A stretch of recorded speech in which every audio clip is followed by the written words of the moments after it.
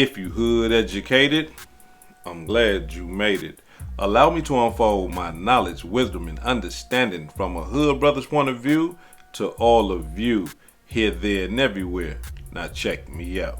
Been a week since Nolan Wells' body was found on Horn Island.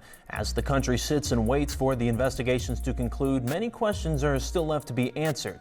Today I spoke with Jackson County Sheriff John Ledbetter on where the investigation stands. Speculation continues as to what happened to 18-year-old Nolan Wells over Independence Day weekend. Jackson County Sheriff John Ledbetter met with WLOX to give what updates he could. However, considering this investigation is active, it's ongoing, he wasn't able to confirm much. Ledbetter did confirm that interviews have been conducted with witnesses and the department has been in contact with other departments and agencies, including the FBI. The investigation has benefited from information brought by the community. This recent week, we've got a lot of valuable information that has come from the public. We put out a call to action last week for that information, and it has been very productive for us. Many are preparing for the return of Wells' autopsy. However, toxicology testing is conducted by outside laboratories, and the analysis and review process can take several weeks. A spokesperson for the Mississippi Department of Public Safety states every case is unique and deserves a thorough review. Therefore, cases cannot all be handled the same way or in the same timeline. While theories circle social media, those who are close to Nolan are still waiting for closure, as one friend spoke in an ABC interview. I think everybody needs to let the investigation continue and let the facts be shown. And if the fact shows that somebody harmed Nolan, I hope that there is justice brought. And if it was a tragic accident and somebody didn't speak up, I still hope justice is brought. The facts is the only thing that's going to overturn that. So that's what I'm just waiting patiently to see before I think anything else. I just know I've lost my best friend. The attorney, Benjamin Crump, and the family of Nolan has sat down with the prosecuting attorney today. Now look, we're going to get into that, right? But let's touch on something that the sheriff just said. And I'm talking, this is very important. Like, we got to pay close attention to the wording when we dealing with people that deals with legal jargon and stuff like that. Like, we got to pay attention to their wording.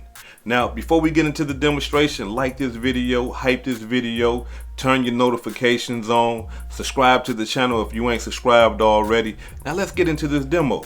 Now, he said that they put that call out for the community to come forward with information. And he said that it is productive for us. What do you mean, hood educated? What did he mean that it's productive for us? The information that they have been getting from the public, people that has been calling in, explaining what they done seen and stuff like that, has been productive for the investigation. You see? Because if it wasn't productive for the investigation, which is a criminal investigation, if it wasn't productive, there would be no need to say, hey, look, that it's productive. He could say, hey, look, we've been getting a lot of people calling in and, we're still searching here, searching there. And, they're lying over here. They telling the truth over here. We really don't know what's going on. He could have left it like that. But he said that the information that they getting is productive to us, and that is law enforcement. You see, and they're doing a criminal investigation. So the information they getting, once again, is productive, right? Now, the feds done stepped into the building. Now, we got to understand something. This is something that I didn't know. Anytime something happened on that water, I'm not talking about lakes, that ocean is federal. I did not know that. I'm talking about when it comes to somebody dying, you see, a death, or, if you're running drugs or something like that on the ocean, it is federal. I did not know that. So that right there what allows the feds to come in and say, hold on, wait a minute. Let us get our hands in this too. What's going on? Oh, the state, y'all got it? Don't worry about it. We gonna help y'all with it. You see?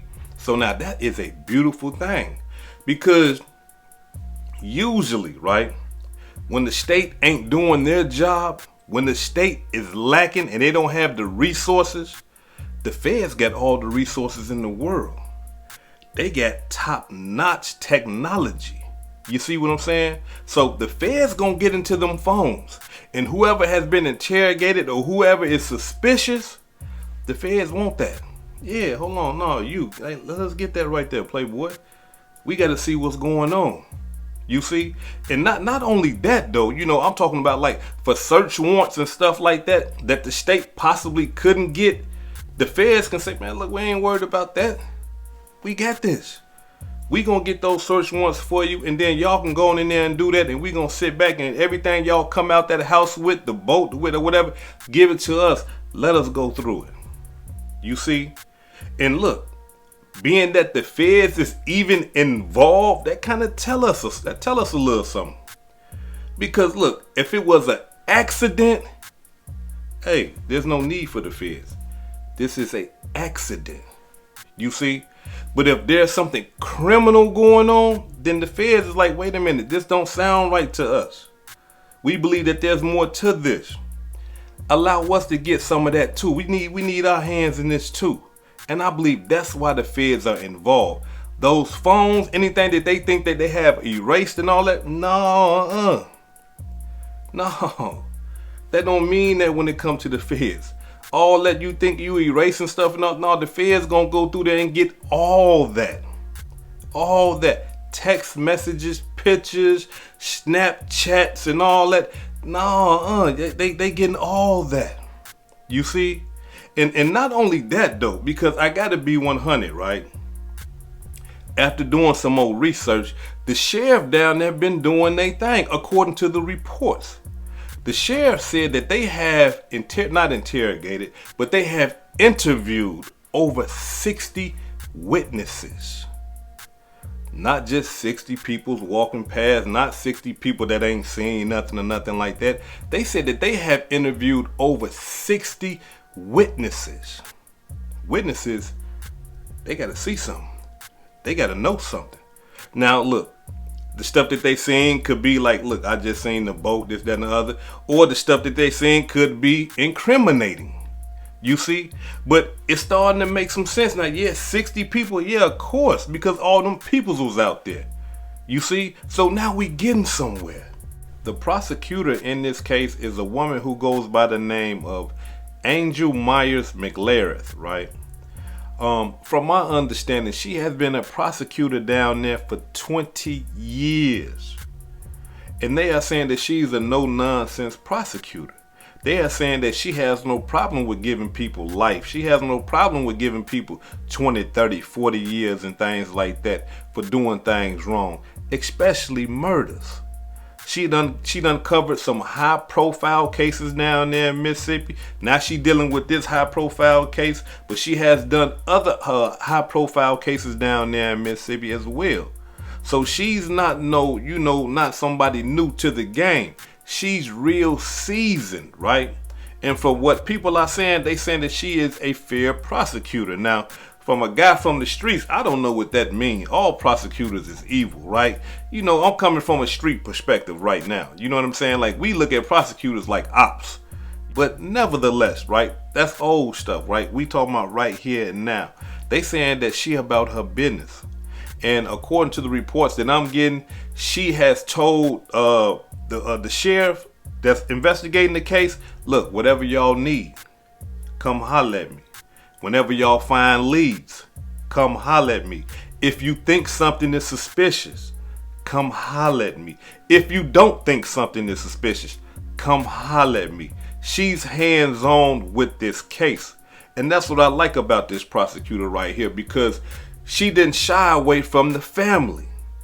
She met with the family today. And some of the things that she told the family, even though they couldn't come out and be like, hey, man, she said some good things. She kept it professional. She said, hey, look, check this out. I'm letting y'all know what's going on. But at the same time, I can't let the cat out the bag. But one thing that she is doing that got my mind like, okay, we got something here. She told the family after they get done with their thorough investigation, they gonna hand the whole case over to a grand jury. Now look, as a criminal, that's the worst thing you want to hear, that they handing your case over to a grand jury. And the reason why it is because when they hand your case over to a grand jury, let me tell y'all what happens. The grand jury is getting all the information from the prosecutor. Ain't no public defenders in there, ain't no attorneys in there.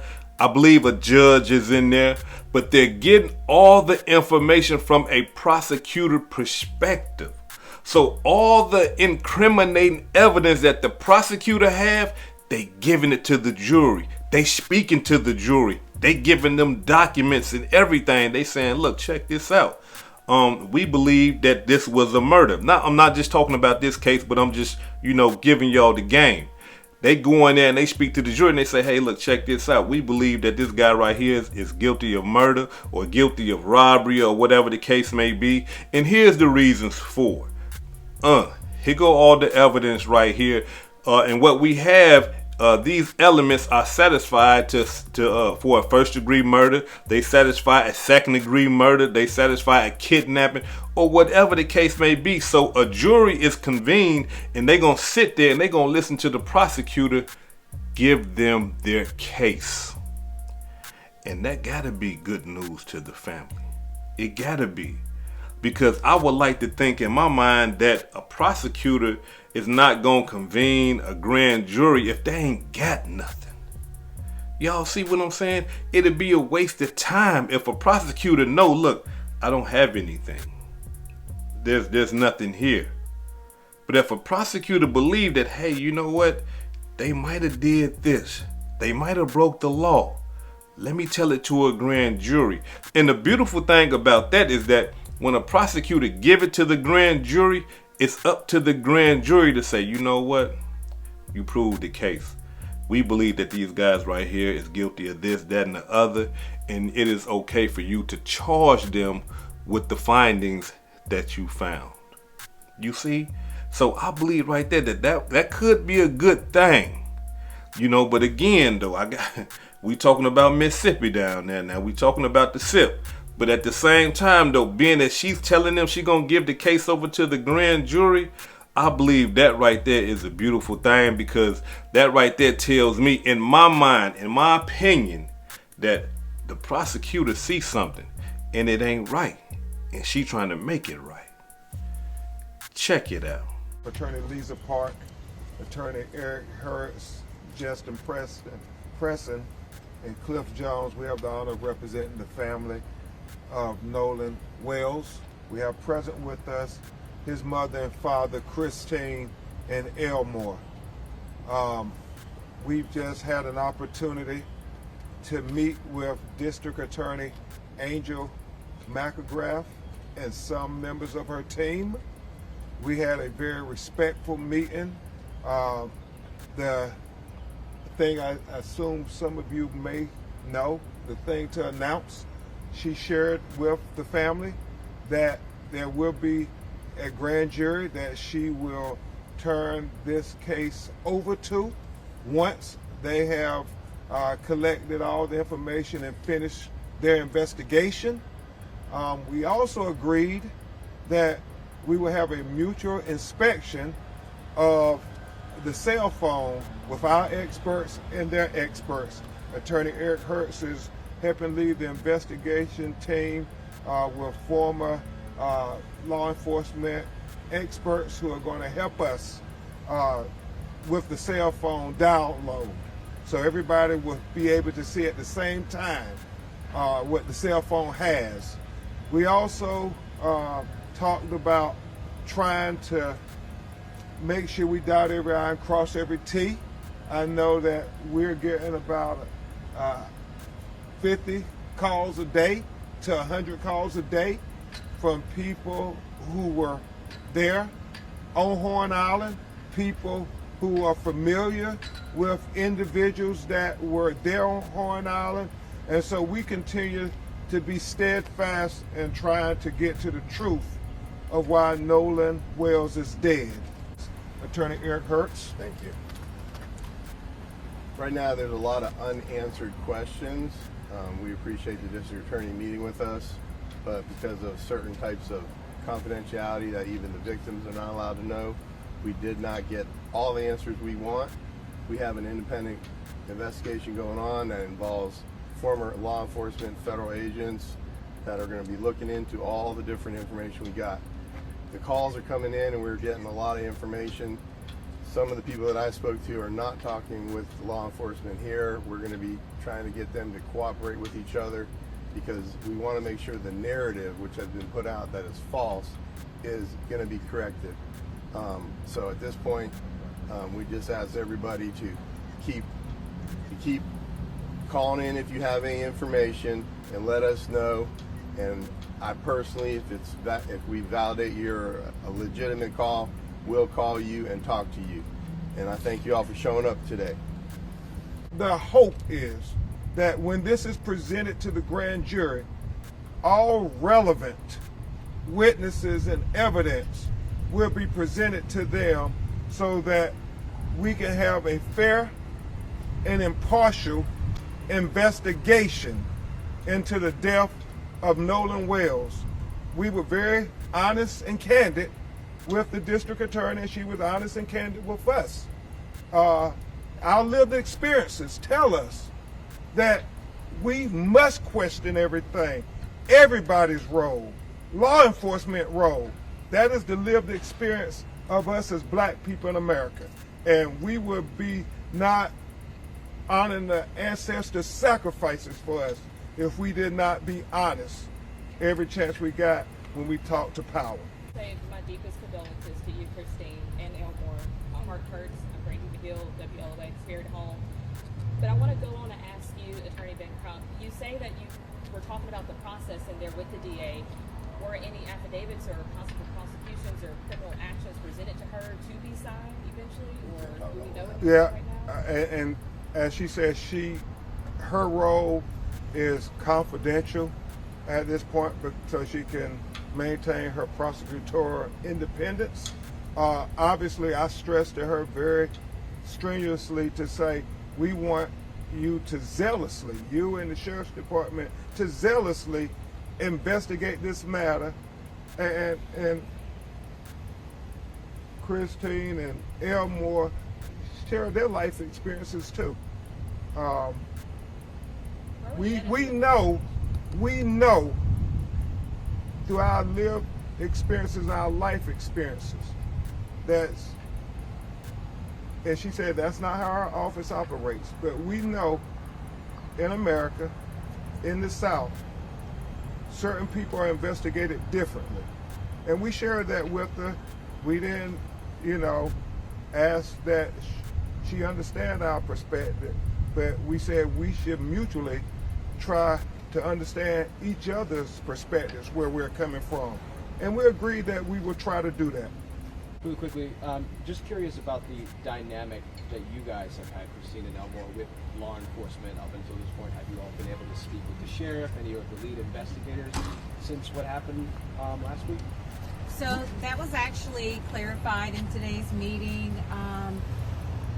The DA's office wanted to take over that communications because they do have a victim advocate, which I appreciate, but of course that wasn't what she, took responsibility and accountability for.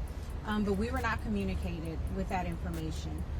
So for us, like I said before, the last time we actually spoke to someone with the Sheriff's Department was last Tuesday. That was via text message that I initiated, just asking for an update. So that's the biggest thing is, I appreciate that she took accountability for saying, hey, that was actually our doing. But, we have a setup now, and so the hope is that we'll have that open lines of communication. So you feel like this was useful and today? Attorney Hertz has a comment on that there. Let me just say that under the law in Mississippi, a victim is entitled within, I think it's 72 hours to get an incident report and to have certain information shared. It's been more than 72 hours, and that's part of the meeting here today, to start getting the incident report and all that information that we came here to collect, as well as listen to the district attorney and what she had to say. Did you get that report? No, not yet. We are working with them to say there need to be better communications with the clients and so forth. So the big things that we know, there's going to be a grand jury into the death of Nolan Wells, and number two, that we're going to have a mutual inspection of Nolan's cell phone. We just want to make sure everybody else's cell phone is also being downloaded. Thank you. Y'all see what I'm saying? So it appears that, the ball is rolling. The ball is rolling. But not only that though, y'all. I mean, I gotta correct something. Now, just through my little research, I come to find out that when they're doing a grand jury like that, the judge ain't even in there. The judge, they bypass the judge. They bypass a defense attorney trying to give some pushback. It ain't none of that. It's just the prosecution in a secret jury. And they sitting up there listening to everything that the prosecution done found. Now, we got to understand something. A prosecutor is here to prosecute. A prosecutor is here to seek justice. So if the prosecutor is going to convene a grand jury, the prosecutor believes something illegal happened. You got to believe that. Because why else would they have a grand jury? But at the same time, like I said before, this is Mississippi. You see what I'm saying? This is Mississippi. The prosecutor gonna go in there and give it her best shot. She gonna point out all the illegal things she believe happened. She gonna point out the charges that she believed that she got against these people who she believed that are suspicious or suspects in this case. And then the grand jury is gonna go back and they're gonna evaluate all the information. And then they're gonna come back and say, hey, yeah, this is what it is. Them boys is guilty of this, or not guilty, but we believe them boys need to be charged with this. We need them boys need to be charged with that. Or the grand jury can come back and say, these boys is innocent. They ain't do nothing. You see? So although the ball is rolling, it still can go left. It still can go right. They can say, well, we want these boys to be held accountable. Or if they just on that bull crap down there, they can be like, man, we don't see no evil. You see what I'm saying? So that's one thing that we got to account as well. But, from me doing my research and stuff like that, this prosecutor seems to be, on the up and up, being that, she spoke with the family and stuff like that. I mean, like the lawyer said, she should have done that. But hey, I mean, if she's doing a thorough investigation the way that she say she is, and the sheriff is doing a thorough investigation the way they say they is, and the FBI is involved, hey, I'll cut them some slack, but if it's there, they gonna get them, if it's there, if there's things there that points to these boys' guilt, then they should get them. But if it's not, then they're going to let them boys go. And a lot of people, if they let them go, a lot of people going to be upset about that, because a lot of people believe that them boys did something to Nolan. A lot of people feel in their heart that they did something to Nolan. And me, myself, personally, I just can't understand how he end up dead and everybody else is at the crib. And ain't nobody see him trying to yell for help as he was swimming and all that old type of stuff and all that. He drowned. Something ain't, in my eyes, something ain't right, And again, before I depart, the fact that she is, having a grand jury look at things, I believe that the prosecutor see something. I believe the prosecutor see that these boys right here possibly can be charged with something. That could be murder. If it's premeditated, it could be first-degree murder. Could be second unintentional murder. Or it could be manslaughter, right? Or reckless homicide. There's so many ways that they can, charge these boys and stuff like that. So, we just gonna have to sit and just wait for all the stuff to come out, and then for that grand jury to come back with their results. But the good part about all that, so even if the grand jury say, hey, you know what, we don't find these boys guilty, we don't believe that they did anything wrong, I believe that they have to give the victim all the information that they have. Talking about the prosecution, they have to give the victims all the information that they have, meaning they got to give Nolan's mom and his dad everything that they presented to the grand jury. And that right there would be more ammunition for the civil suit. Because we got to understand some. I don't know if people know this or not, but Benjamin Crump is not a criminal defense attorney. He's a civil attorney. He's not criminal defense. His whole thing is civil. You know, people, civil rights being violated and stuff like that. You know, that's his whole thing. So if they don't get it on the conviction, on the criminal side, they possibly can get it on the civil side. Just like the whole demonstration with O.J. Simpson. Remember, he got found not guilty, but they still came back and hit him on the civil side. You see what I'm saying? So let's just wait. Let's be patient. You know what I mean? And we're going to see what's going on. But again, before I depart, I believe something ain't right. I believe them boys did something wrong. Whether it was an accidental, you know what I'm saying, or a reckless homicide. Nolan is dead, and somebody needs to be held accountable for it. This is Hood Educated, not Lame Related. Peace and love, and y'all take care of yourself out there. If I said anything that caused you to think, hit that like button and subscribe to the channel if you're not subscribed already. And if you're feeling generous, please make a small donation to the channel. Peace and love.